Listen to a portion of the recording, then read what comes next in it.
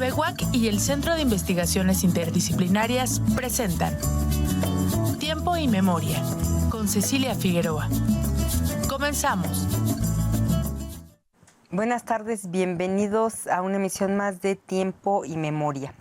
Hoy nos acompaña el historiador Kevin Simón Delgado, ya es doctorante. Él está cerrando su trilogía, ya ha venido acá varias veces, también a radio, ha presentado su trilogía en todos lados, ya todos sabemos que es autor de Querétaro en pie de lucha, Querétaro historia de luchas, las izquierdas en Querétaro y finalmente Querétaro la lucha sigue, pero hoy nos va a dar una primicia porque está terminando una investigación ahora, pero de las luchas, sobre todo estudiantiles, en el estado de Guanajuato. Y nos viene a dar un paralelismo. Él, como ya es el especialista en estas luchas en Querétaro, ahora nos va a hablar de estas comparaciones entre nuestro estado vecino de Guanajuato y nosotros, cómo hemos, pues eso, entrado a estas luchas, sobre todo desde la década de los 60. Kevin, hola, gracias por acompañarnos. Gracias a ti, Ceci. Un saludo a todo el auditorio.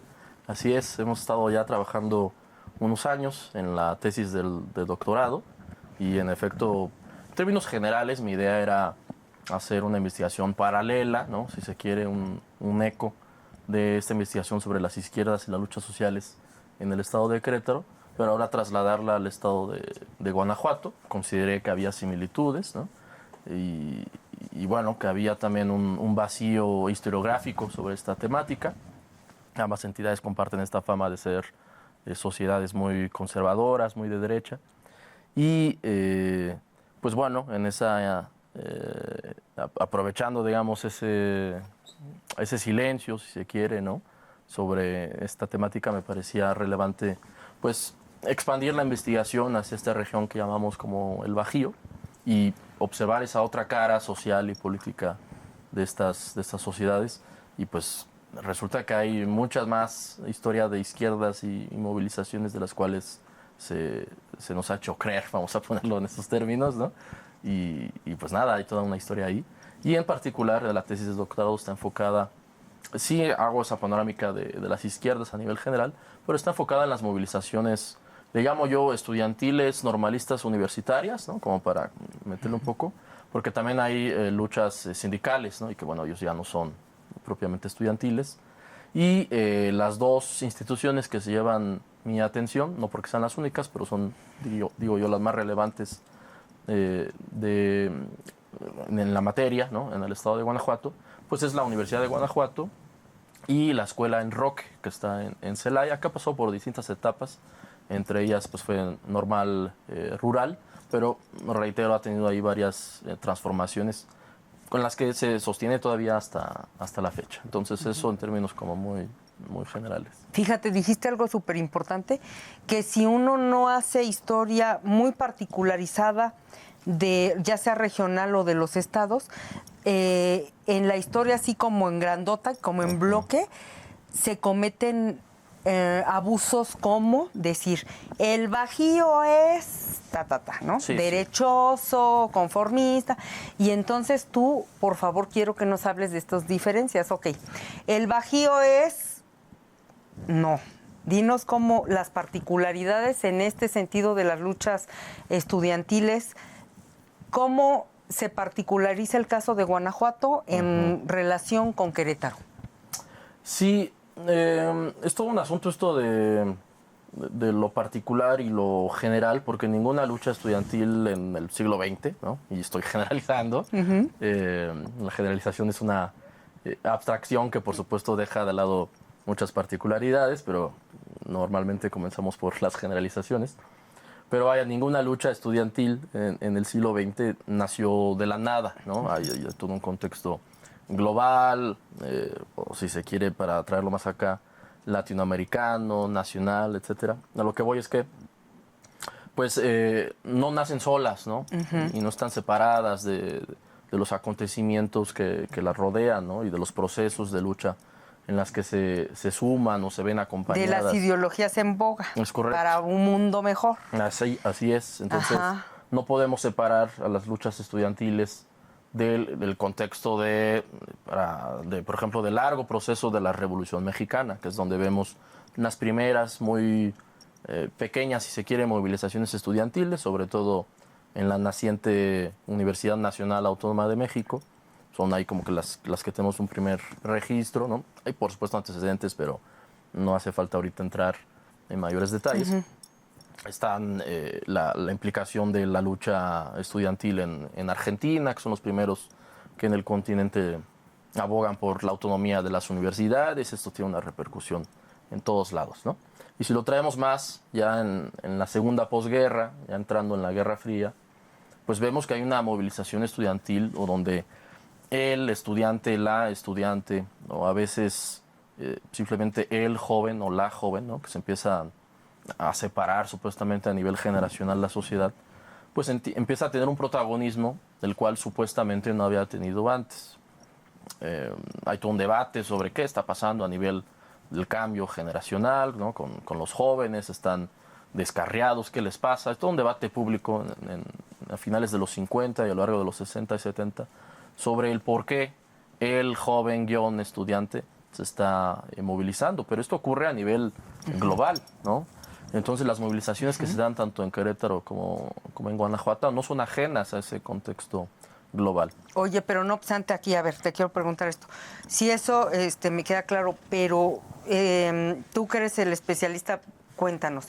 Si hay una como participación en, digamos, en nivel o en intensidad diferenciada, ¿no? O sea, sí, obviamente, por ejemplo, nunca va a ser la misma la lucha así encarnizada, de izquierda, comunista, socialista, de Oaxaca, de Guerrero, por cuestiones históricas, políticas, sociales, culturales evidentes, sí, de este Bajío, y en ese sentido infiero que también tiene como sus particularidades la intensidad en Guanajuato, la intensidad en Querétaro, en Aguascalientes. ¿Tú qué ves al respecto? ¿Qué diferenciación podrías hacer o no la hay? No, claro, sí, diste en el clavo. Evidentemente hay condiciones regionales distintas que sí imprimen una característica distinta en cómo se conforma la sociedad y en sí cómo responden los sectores de la sociedad que van a protestar. Eso es evidente. ¿No? Oaxaca, Guerrero, el sur del país, pues han sido durante décadas, no quiero decir que siempre, porque lo ignoro en realidad, pero estados muy pobres, ¿no? Y por ejemplo, la lucha en contra de esa injusticia, en contra de esa desigualdad, pues le da un carácter, ¿no? Le imprime un carácter a sus luchas. En cambio, otras entidades donde esa condición no es tan extrema, pues se atribuye o se considera que ese carácter es distinto, ni mejor ni peor, distinto, ¿no? Pero en el caso, llamativamente, y ahí sí podemos observar una característica particular en la región, ¿no? En Querétaro y Guanajuato. En la década de los 50 y 60 y principios de los 70, tanto Querétaro como Guanajuato eran estados muy, muy pobres. Estaban, de hecho, allá a la par de Oaxaca y Guerrero. Estaban entre las entidades más pobres del país. No tanto pobreza, quizá no pobreza extrema, que por supuesto la había, pero sí pobreza. Estaban, digamos que de la mitad de los estados más pobres del país. Ya después del proceso de industrialización, también hartamente estudiado, ¿no? Con este corredor industrial que va de la Ciudad de México, que atraviesa por San Juan del Río, Querétaro, Celaya, Irapuato y León, y que sube hacia el norte del país.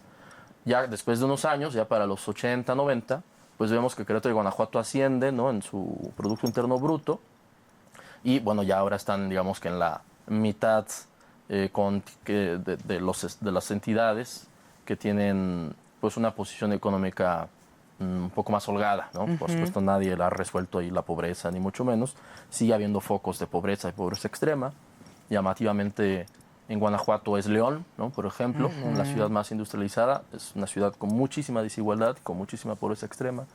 El norte de ambas entidades, ¿no? En sus respectivas sierras, sigue pesando también la pobreza, en fin. Pero ahí, a pesar del carácter de pobreza que había en sus entidades, sus luchas sociales no imprimieron ese carácter quizá tan combativo como lo hubo en otras entidades, o no, al menos de manera tan palpable, ¿no? Porque por supuesto había momentos álgidos, ¿no? Y de protestas fuertes, pero que quizá no mantuvieron la protesta fuerte como su bandera o su característica. También vemos que en muchas entidades donde hubo movilizaciones muy fuertes, también era una reacción a cacicazgos muy prolongados, ¿no? De gobernantes, familias, dinastías que pues se volvían como feudos, ¿no? Y que eran muy, muy represores, ¿no? Y en el caso de Querétaro y Guanajuato, si bien, por supuesto, había hombres fuertes y familias fuertes, ¿no? Capitalistas que engañaban legalmente el término de terratenientes, pero que poseían una gran cantidad de tierras, de pozos, de aguas, etcétera. Pero digamos que tampoco eran los sujetos más represores en comparación a otros personajes fuertes del país en ese largo perismo y después, una vez que transitan hacia el PAN en la década de los 90. Yo la tesis, por cierto, la termino antes de ese proceso, la dejo a principios de los 80, pero bueno, ahí está esa característica, por supuesto, esa perspectiva presente, ¿no? Actual, las preguntas que uno genera desde el presente hacia el pasado. Pero, reitero, sí, al menos en el caso de Guanajuato, es un estado bastante violento ya desde la Revolución Mexicana, ¿no? Sí. En realidad, la violencia que vemos en la actualidad en esa entidad, en el marco de esta cosa llamada guerra contra el narcotráfico, no es tan diferente a lo que se vivió ya desde la Revolución, lo que se vivió con la Guerra Cristera, ¿no? Donde Guanajuato fue un escenario muy fuerte, a diferencia de Querétaro, que lo fue menos en comparación.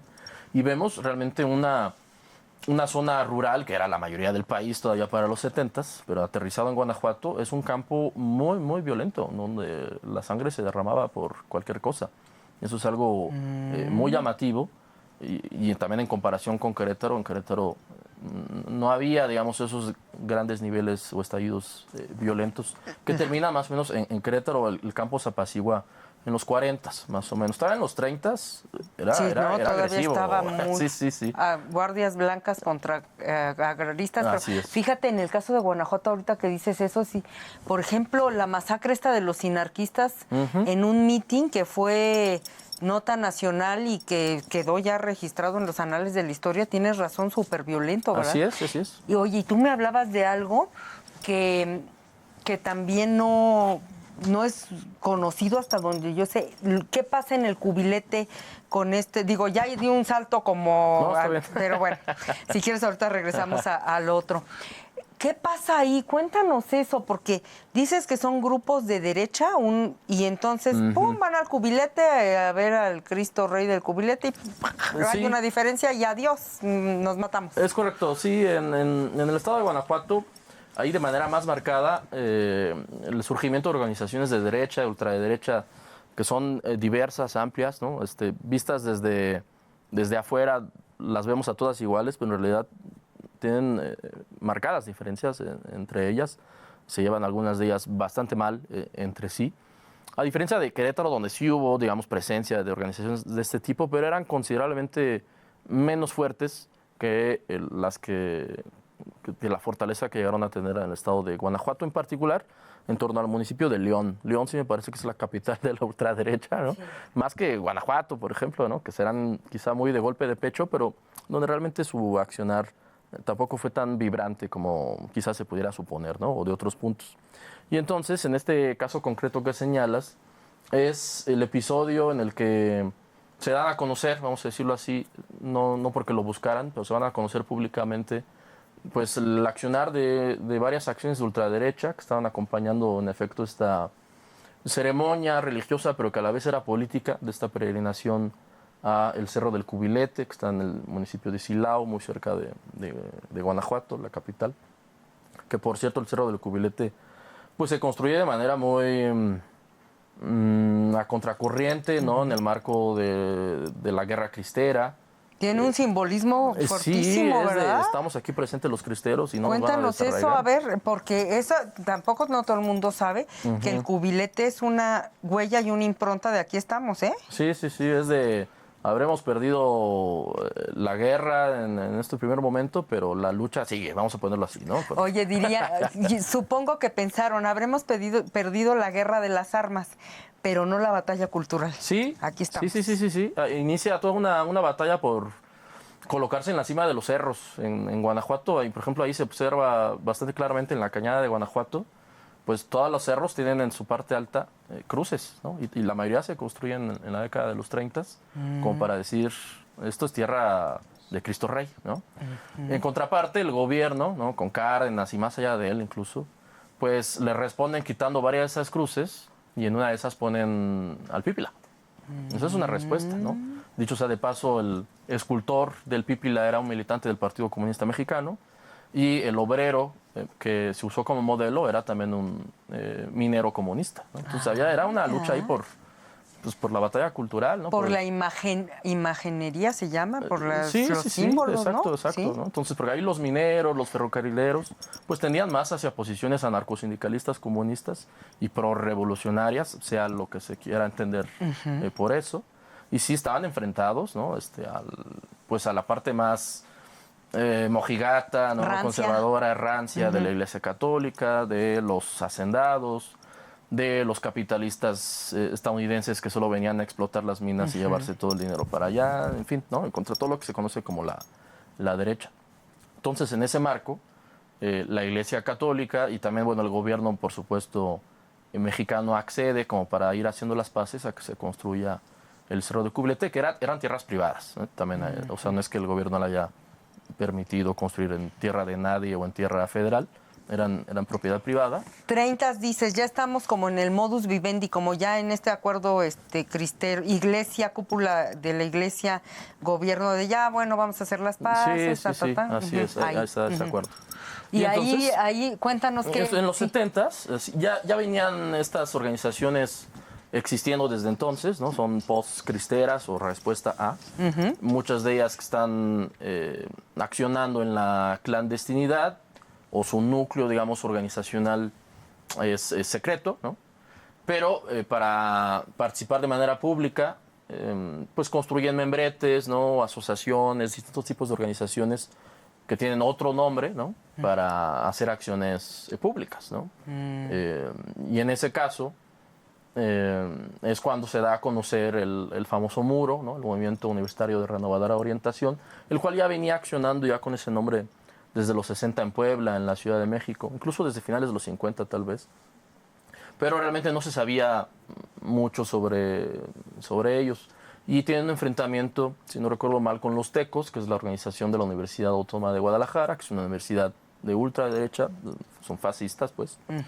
Y tienen una diferencia política bastante severa por pues, las influencias y en dónde podían participar. Y se hace un tiroteo entre ellos y terminan asesinándose 3, 4 de sus militantes. Y es realmente como la primera episodio público en el que se dan como a conocer estas organizaciones y donde el gobierno ya interviene como para investigar, bueno, y estos quiénes son, ¿no? Son como de los primeros registros que hay en la Dirección Federal de Seguridad, que estaba muy ocupada investigando a los comunistas, pero no se había preocupado por investigar a la ultraderecha, ¿no? Que eran bastante más violentos que los comunistas. Sí, a los de ultraderecha no les temblaba el dedo para apretar el gatillo, eran gente bastante agresiva, ¿no?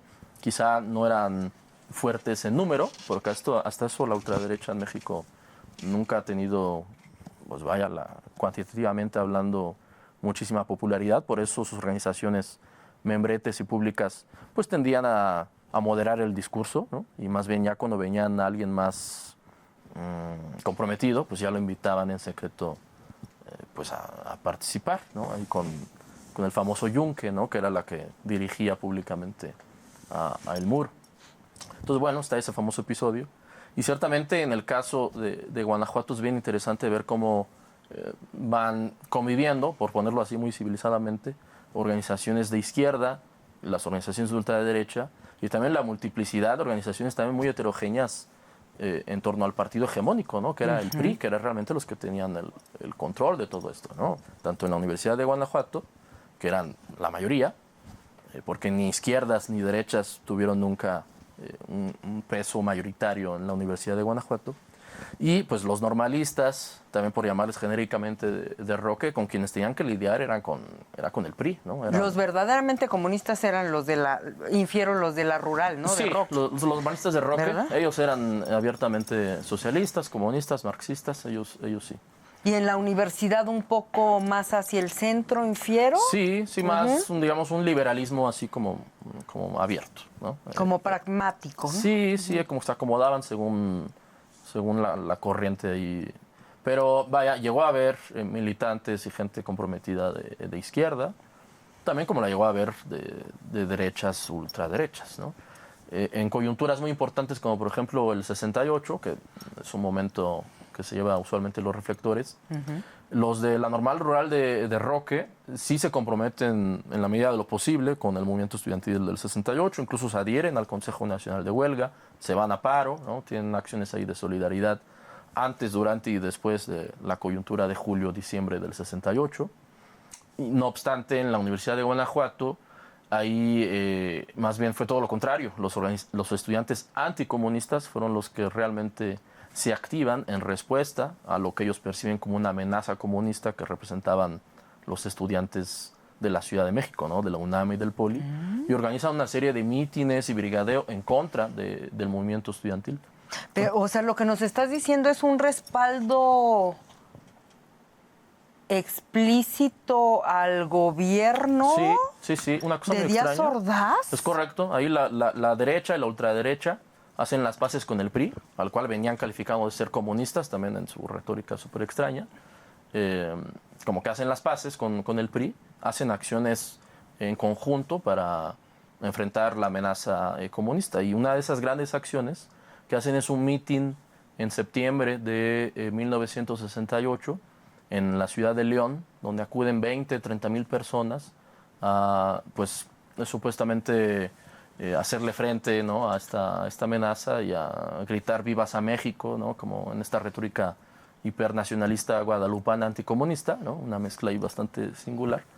Y es el evento en contra del movimiento estudiantil más grande que hay en todo el país, ¿no? No hay algo en la Ciudad de México que se le compare, ¿no? Yo no he visto algo en otras entidades semejante. Fue en León, Guanajuato. Entonces, Guanajuato tiene pues su propio 68, ¿no? Y también tiene pero disputas. al revés volteado. Sí, pero te digo que también los del Normal Rural de Roque, ellos tienen el sello comunista, así muy abierto. Entonces está ese choque. Hay brigadeo bastante intenso en torno a la refinería en Salamanca. Por los estudiantes de Salamanca normalmente se estudiaban ingeniería, entonces muchos se iban al Politécnico Nacional a estudiar, entonces eran los que estaban brigadeando. Traían los volantes que se producían desde el Consejo Nacional de Huelga y brigadeaban en Salamanca. De hecho, poquito después de la matanza del 2 de octubre, ellos ya tenían agendado hacer un mitin a favor del 68 o a favor del movimiento estudiantil y de sus demandas en Salamanca. Pero llega la matanza y por precaución deciden no hacerla, ¿no?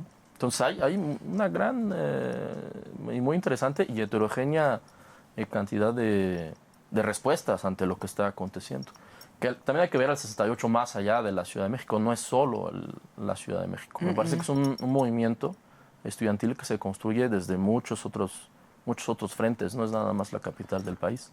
Y creo que el ejemplo de Guanajuato nos posibilita ver muchos otros actores sociales que en general en los relatos construidos desde la Ciudad de México no se observan. Para terminar, por favor, dinos en dónde, si queremos adquirir Querétaro en pie de lucha, si queremos adquirir Querétaro, historia de las luchas de las izquierdas en Querétaro, o si queremos adquirir el tercero, con el que cierras la trilogía, Querétaro, la lucha sigue, ¿en dónde te podemos contactar para comprarlos? Bueno, que me busquen en mis redes sociales, ¿no? Facebook, Instagram, estoy con mi nombre, Kevin Simón Delgado, Kevin con Y y Simón sin acento. Normalmente son los problemas ahí con la ortografía. Sí, es conmigo los pueden conseguir, si no, también en la librería de la Universidad Autónoma de Querétaro. Mejor cómprenselos al autor. Sí, sirve que nos estrechamos las manos, claro que sí. ¿Y la firma? Sí, la clásica firma. Sí, si gustan, por supuesto. Y bueno, en las presentaciones venideras, que todavía estoy haciendo del tercer y último tomo, pues ahí llevaré ejemplares. Por ejemplo, el 5 de mayo habrá en la Facultad de Ingeniería, el 22 o 23 de mayo en la Casa Obrera de Querétaro. Entonces, y bueno, vendrán más, tanto en la UAC como en otros espacios de Querétaro, tanto de la ciudad como de otros municipios, iré haciendo a lo largo del año. Entonces, bueno, ahí puede ser. Pues muchas gracias, maestro en estudios históricos y próximamente doctor en historia, Kevin Simón Delgado, por estar aquí. A ti, Ceci, muchas gracias. Y a nuestros televidentes, muchas gracias por el favor de su atención y nos vemos en la próxima emisión. Buenas tardes. TV UAC y el Centro de Investigaciones Interdisciplinarias presentaron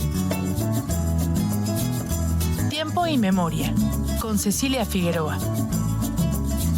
Gracias por acompañarnos.